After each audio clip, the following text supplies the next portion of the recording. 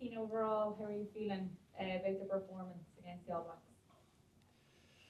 Blacks? We're pretty disappointed as a whole. We didn't get to stamp much of our authority on the game at all. There was some good defensive sets and some good opportunities, but I think the discipline was probably the biggest thing that let us down. And we've, I think, nine penalties from the forward pack alone. So there's a lot of areas to clean up on, and I think you have to look at it in a positive light and look that we clean them up and we get to put our stamp on the game. We should get some real rewards. Losing games is never easy. You've had a lot of experience, obviously, in the game at this point. Is there a way in which you go about learning from defeats? Yeah, well, yes and no. Like, everyone's a bit different in how they do it. Like, I'd just watch it in a fairly relaxed manner again and try not get too worked up watching a game, and then the next day or two then start leaning into the why and the how things happened. And then I suppose you rely on the game leaders then for what comes after that. Like, everyone has the meeting and your opinion on what might have happened and how we rebuild, but then the game plan for the following week will come in and how we're going to go about that. So that'll be led by out halves, maybe centres, captain, second rows, how we're going to map our line out, our maul, everything against the team. Some of the public and pundits had their own opinions on certain celebrations throughout the game. There was James Lowe at one point, and there was Andrew Porter at another point. Those are celebrating the little wins in the game. What was your view on those celebrations, to be celebrating at that point in the game when you're behind? I think if you do something well, it's fairly acceptable to celebrate. Like, Lowe's kick was ridiculous. I'd be clapping my hands if I did that anyway. Probably not so on board celebrating an opposition knock on or something like that.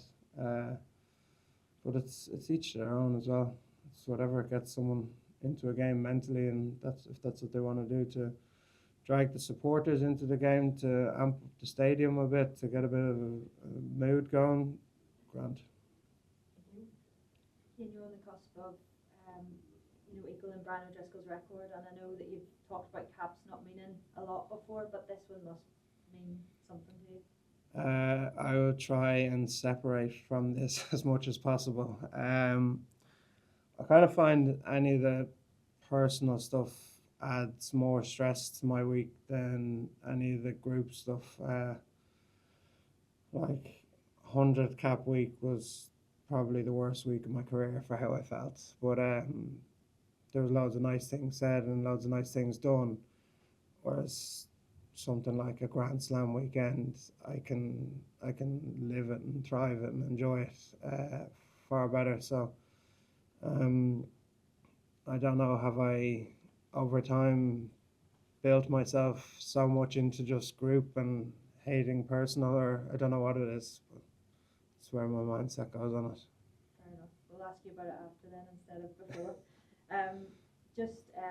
On the uncharacteristic, I suppose, errors that happen. Andy talked after the game about maybe getting too desperate.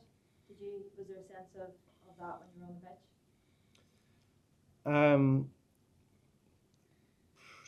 When I was on, didn't have an awful lot of opportunity. We were defending quite a bit.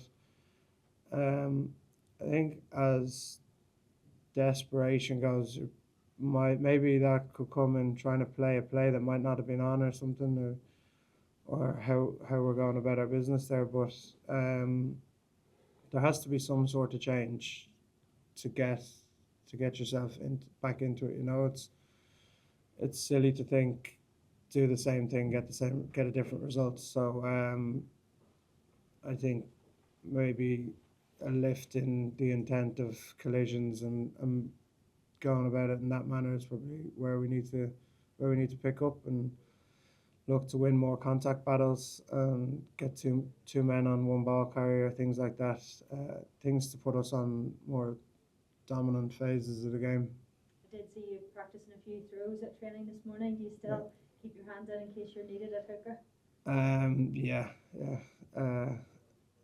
Kind of gone across all three at the moment. So we had a bit of a crisis in Leinster, so everyone had a shot at hooker for a while there before we came in here.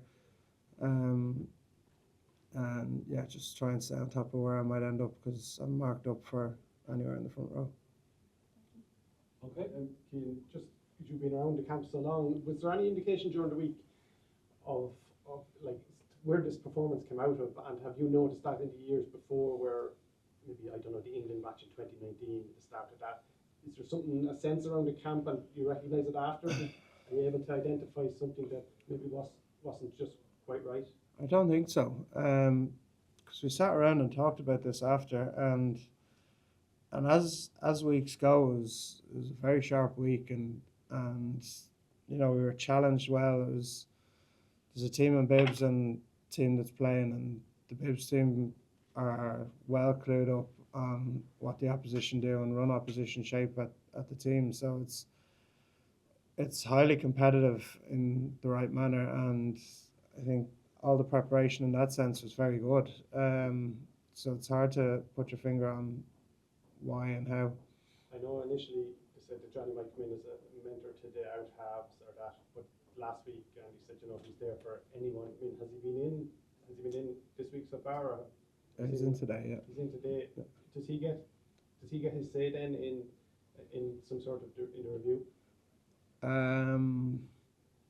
Maybe in the backs one, I don't know. Okay. He's not coming into the scrum review anyway. Yeah. Did you read his books? No, not yet. I've been in here since. Yeah. Too much tape work to look over here.